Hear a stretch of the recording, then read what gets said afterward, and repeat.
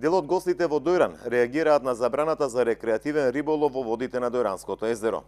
Дозвола за риболов барале од локалните власти, но заради немање концесионер за спортски и рекреативен риболов добивале негативен одговор.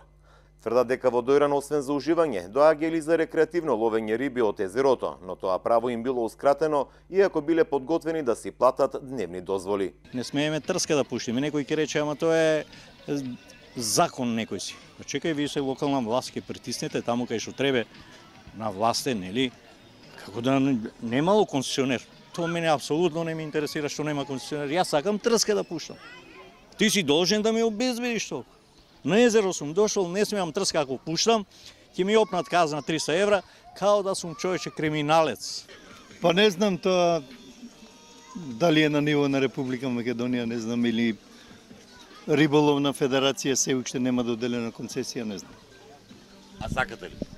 А јас сум член, мислам, нон-стоп доаѓам. Саботи, недели, кога можам доаѓам, со чаме зблегуваме, внатре ловим. Али меѓутоа сега е забрането. Од Министерството за земјоделство, шумарство и водостопанство информира дека била избрана фирма за концесионер на Дојранското езеро. Станува збор за фирмата Костреж 2018 од Николич, но заради смената на министрите во овој ресор, се уште не е потпишан договорот кој се очекува да се случи в понеделник. Во понеделник ќе се склучи договорот со што Дојранското езеро ќе добие концесионер за рекреативен и спортски риболов. КУСУ информира од Министерството за земјоделство.